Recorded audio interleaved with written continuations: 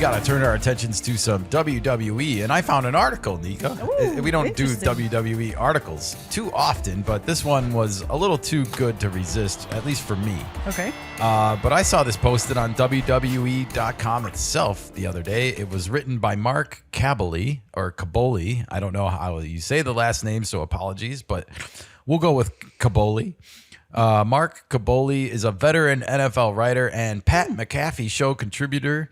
And this article is titled, "Who is the True Top Dog of WWE?" And I love lists, Nika. I've never met a list that I didn't like when it comes to rankings. And I thought this would be fun to react to and see if we agree or not on the choices. But I also wanted to point out that I feel like Mark needs to upgrade his lexicon a little bit and maybe ditch the whole top dog.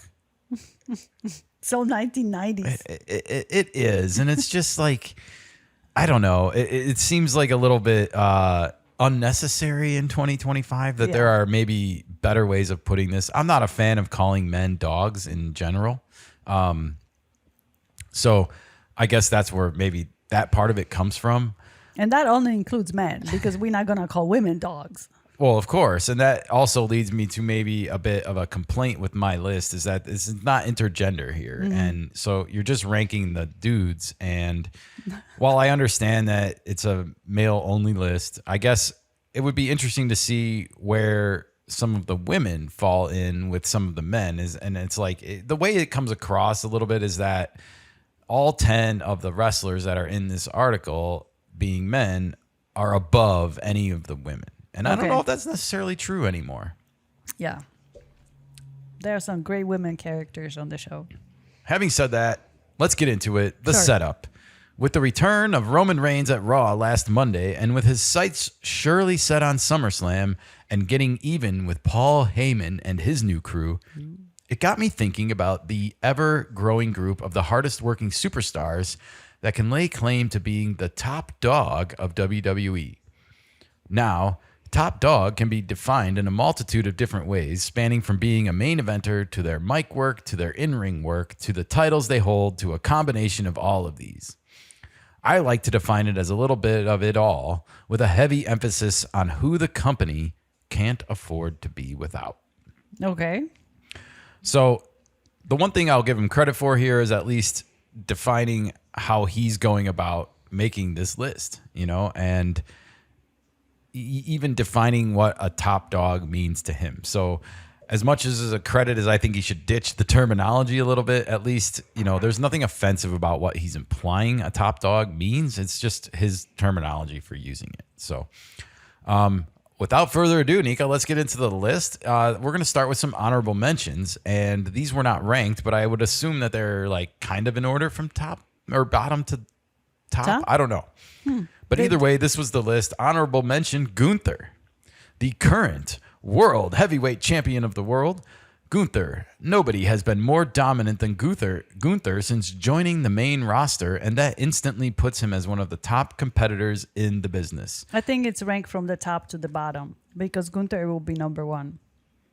Well, I don't know about that, but Gunther has grown on me. When I first watched him, I guess I wasn't into all of his mic skills, but lately I think he's been doing better. His second go around with Jey Uso when he made him tap or put him to sleep, I guess, and won the title back. The lead up into that was pretty good.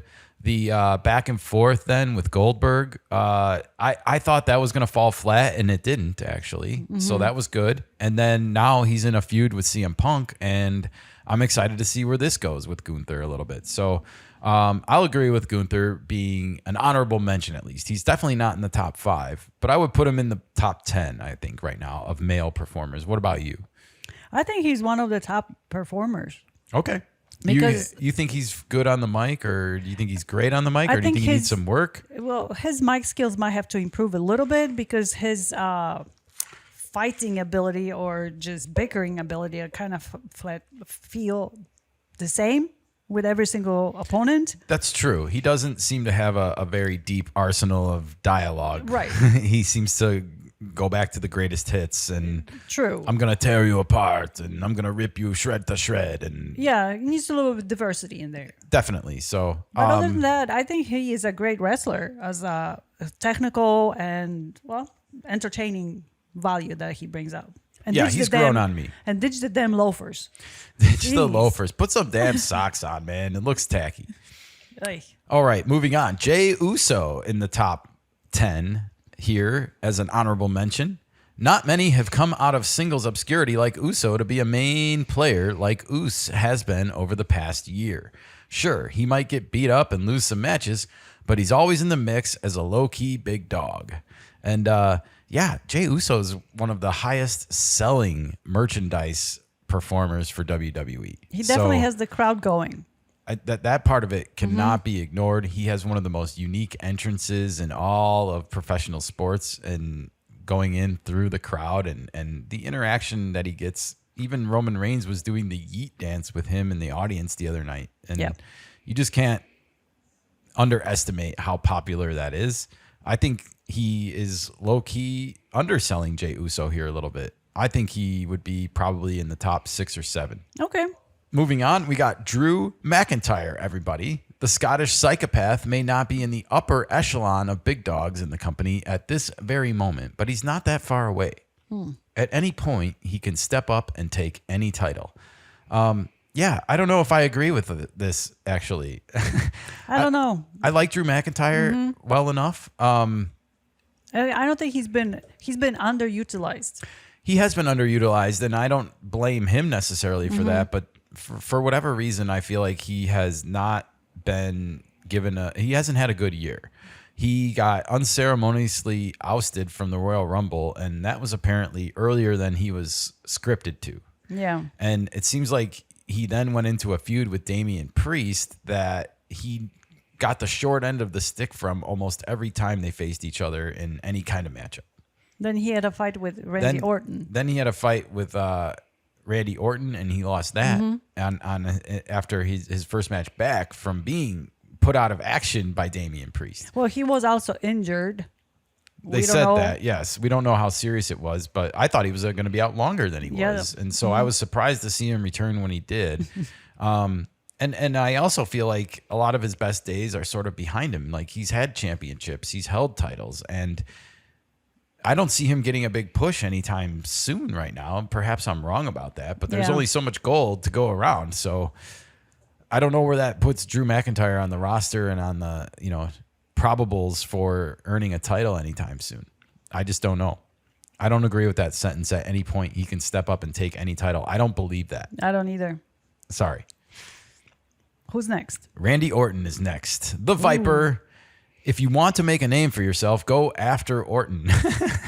That just might be the definition of being a top dog in the company. And yeah, I think a recurring theme here amongst Drew McIntyre and Randy Orton is definitely, like, it seems like his best days are definitely behind him. And Randy Orton has also had not a great recent history of matches, minus that win over Drew McIntyre. Before that, he lost the King of the Ring bout to Cody Rhodes in Riyadh, Saudi Arabia. Sorry, had to make sure I said that right. And then before that, even at Backlash, he lost his title match with John Cena on the Greatest Hits Farewell Tour for Mr. John Cena. Randy Orton is more of a mentorship person, according to a lot of sources. I think I agree a little bit with his assessment here, based on what you just said also, that he helps give other guys a profile or make a name for themselves a little bit, or helps put other guys over the top at this point of his career, whether through a partnership like he's going to have with Jelly Roll. He's a consummate professional, Randy Orton. And, the way he and Cody Rhodes worked that opening match in Riyadh was really just a thing of beauty to watch from a stunt performance and just how they felt it. I think he works. Feel their way through the match. I think Randy Orton works well with newcomers and also with existing performers. He's been around the block for so long. Yeah. So he's he probably a knows the great ins guy to and work outs. with either way. And if you're a veteran that's worked with him, like, you know what to expect. And if you've never worked with him before, you get a guy that probably shows up prepared and ready to work every day and takes his works very seriously. Yeah. Can't disagree with that. And then last but not least, in the honorable mentions list, it was Jacob Fatu, the Samoan werewolf. Might not be in that category yet, but it won't be long. And, well, there wasn't a lot of ink here spent on Jacob Fatu. I'm going to go out on a limb here, and I'm going to kind of agree with him. I think Jacob Fatu is a niche performer in WWE, and I don't know if that's ever going to prevent him from becoming a top 5, in the business, top 5 male wrestlers in WWE. I just don't know if that's Jacob Fatu's future. Okay. And I don't mean that in an insulting way. I do want to say I think he can become a bit of a cult star, though. Jacob Fatu doesn't have the best wrestling body. No, to be fair, you're right. But at the same time, I've actually grown to become impressed with his agility and his acrobat work, and the way he just hops up on those ropes and bounces around like nothing. I'm impressed by that. Yeah, he's got a great entertainment value, and he brings out great atmosphere. He has the crowd going. He's really good on the mic. We don't really see him a lot, but he makes those facial expressions that you kind of know exactly what's going on in his head. Yeah, he does. He's a good visual communicator. Yes. He's also got a big cage match coming up with Solo Sikoa for the United States Championship belt. And although I think he might be set to lose that matchup because Solo is such a good heel champion right now, I think Jacob has a chance to start to become that cult hero in this matchup. Okay. Much like Mick Foley, Mankind made himself a cult hero in these cage matches when they came along and things like that. And I want to see Jacob push the envelope a little bit here. I want to see him do something in this cage match that we've never seen him do before. All right, let's get on with the top 5. Nika, are you ready? It is number 5. It is the hometown kid, CM Punk from Chicago, Nika, and that makes me happy. You can never count out Punk, and if you do, you are making a big mistake. Oh, really? Or are the writers making a big mistake? You're right. He's been somewhat on the back burner in terms of the championship chase recently, but that only makes him more dangerous. Well, he's got a title match now. Punk is still the best in the world, and will get a chance to remind people of that at SummerSlam against Gunther. Another dog. Punk still gets big pops and still puts on solid matches. He just needs a title opportunity and to make the most of it. Punk hasn't held a WWE title now in 14 years, but the Second City Saint is always in the mix with the big dogs of WWE. And yeah, I'll agree with that. Since we started watching in January at the Royal Rumble, CM Punk has slowly grown on me as well. I wasn't really familiar with his first stint in WWE, but as we've come to watch, and he's good on the mic, and he is definitely popular. And I think he is going to win against Gunther. I think he is, like the article says here, 14 years. That's a long time. And I think he's due. I agree with you, but if the WWE wants to play safe, they're going to go with Gunther for a win. I think that's a safe bet. Yeah, possibly. But I think you're leaving out one thing. Sure. I think the WWE Championship is going to possibly flip from Cena to Cody Rhodes at SummerSlam. And do they want both titles in the hands of villains at the same time? Maybe.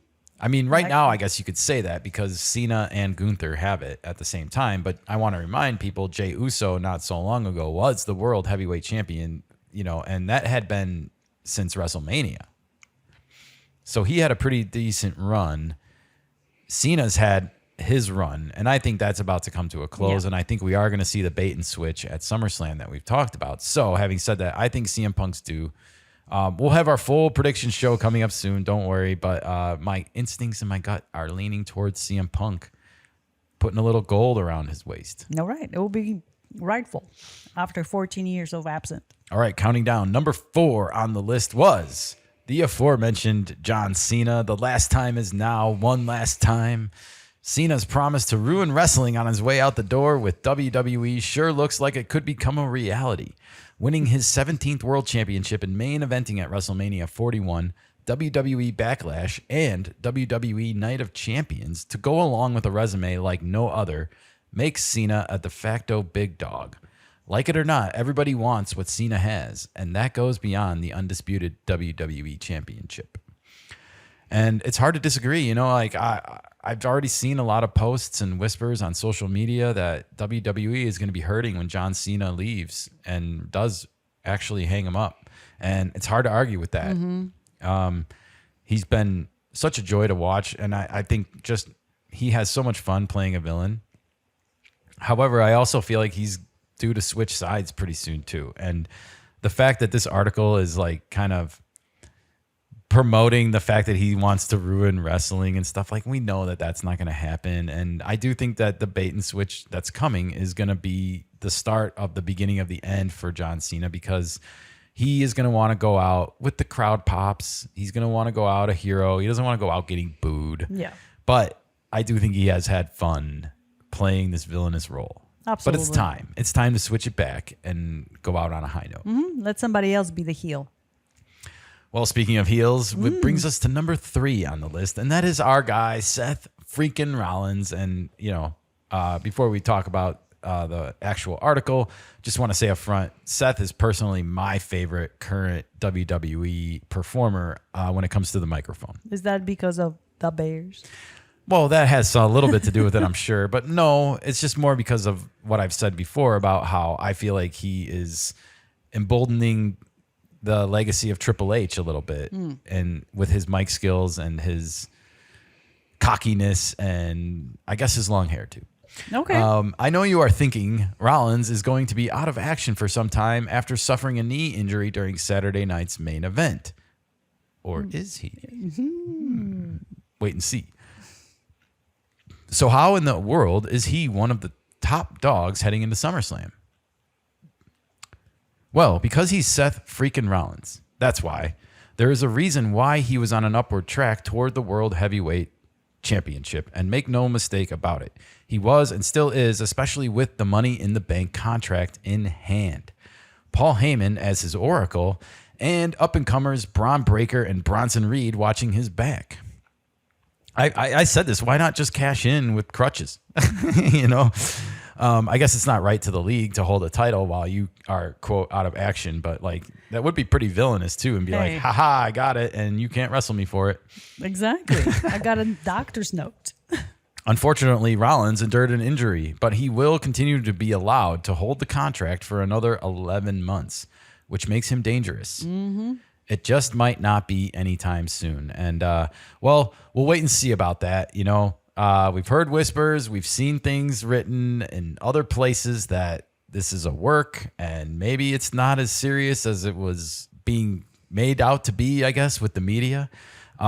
We've speculated about it ourselves, and it does feel like Seth was not as devastated on the Rich Eisen show when he was hosting as I would have maybe expected him to sound if this were a true, serious, long-term injury.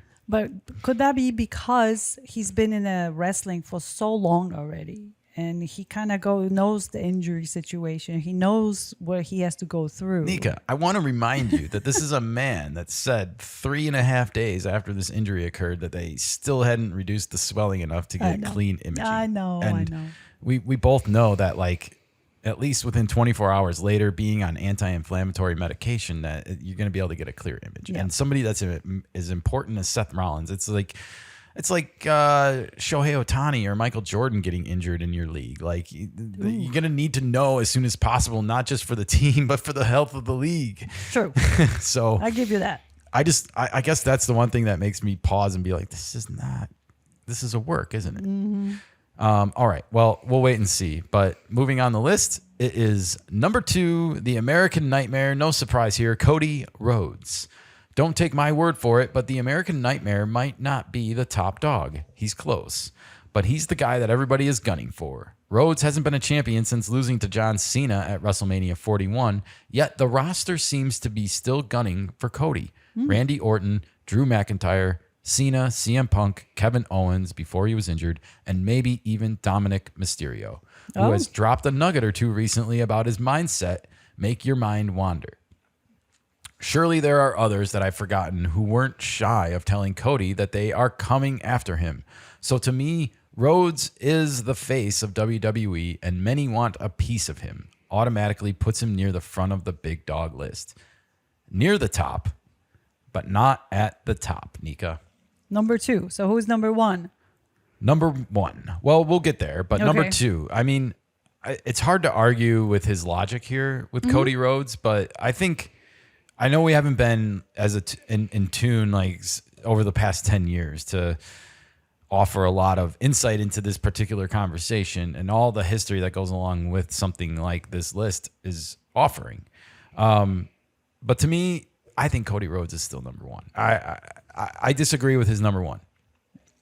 He's been front and center in a lot of shows, the pay-per-views, PLEs, or whatever it's called. Well, and if you believe what we've been talking about here on the Kenikka Sports Show, Cody Rhodes is going to turn heel. And he's going to make a great He's going to be a great bad guy.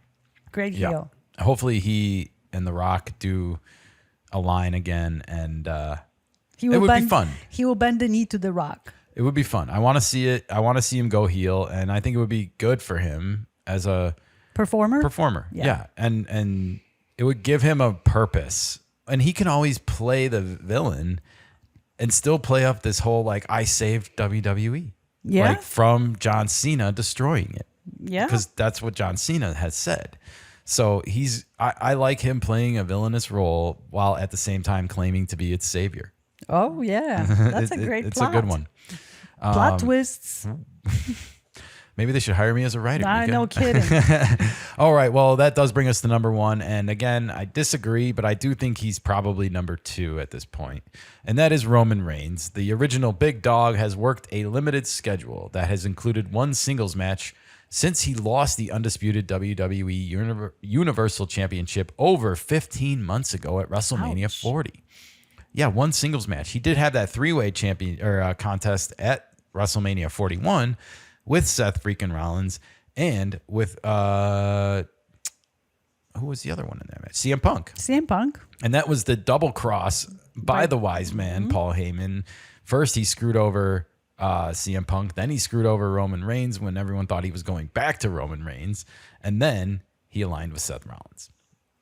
Anyways, yet that has done nothing to minimize him as the face of WWE and his ability to raise the profile of any PLE paid live event he's a part of. To me, that's the true definition of being a big dog.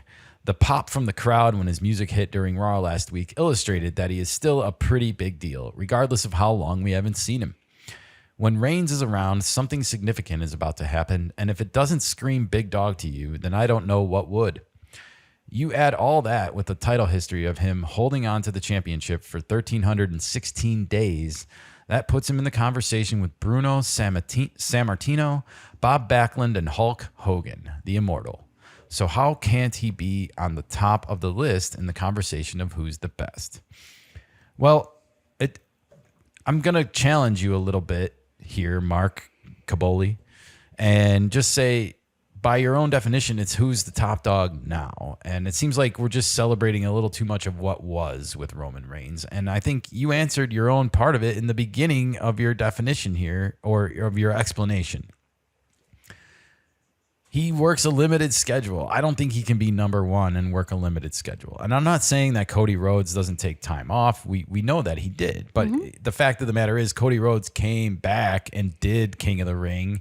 He came back and went to Riyadh, Saudi Arabia. And these events are really important for WWE. And we didn't see Roman Reigns there. We speculated that he would come. And he did not show up. And the way he did return this time almost feels like it was scripted as a way of convenience after Seth Rollins unceremoniously was injured. Whether or not that was the plan or not all along, I will say Roman Reigns was featured on the SummerSlam poster when that came out in like May. So it feels like he was going to be at SummerSlam somehow. I just don't know if his return coincided with Seth Rollins' injury or if he was due to come back at that time all along. But either way, I feel like someone who takes off as much time as Roman Reigns does can't be the top guy at the business. Like Stone Cold didn't take these times off. The Rock didn't take like months off of the season, of the year. Yeah. He just didn't, at least not when he was at his peak. And that's what I feel like here is like Roman Reigns right now looks like he's at his peak. I know he's a veteran and he's been there a while, but he still is like a peak performer in this business, in this industry. And I would just like to see more of it. Well, hopefully we will. And I'm not saying he hasn't earned it either. I'm just saying, if you want to be number one, though, at the business, you should have a regular presence there. Yeah, you can't be a part-timer and win the top dog's position. I would even argue maybe Seth would go above him because I don't have as much interview history with Roman Reigns and as far as hearing him speak. But I have quite a bit of Seth Rollins since, especially since the Rich Eisen connection and watching him host and all that. But what I will say is Seth Rollins is in love with WWE. He loves what he does. You can see it, you can feel it in the energy around him when he talks about it. And just as much as he loves Bears football, probably. And you know, that's a big love right there. So no, but he loves WWE and the industry and being a part of it. And I don't think Seth Rollins, when he's healthy, would want to take that much time away from it. I'm sure he wants a break every once in a while. Of course. Who doesn't? But at the same time, it just feels like when you love something, you always get back into it and do it. And Seth Rollins, I feel like really loves this. So okay. All right, let us know what your thoughts are on this list below. Do you agree with all of Mark Caboli's choices, or did he leave some people out? Did he forget some people? Is the order all out of whack? What do you guys think below? Let us know, and stay tuned. We'll be back with more. Have a Caboli. Have a Caboli day.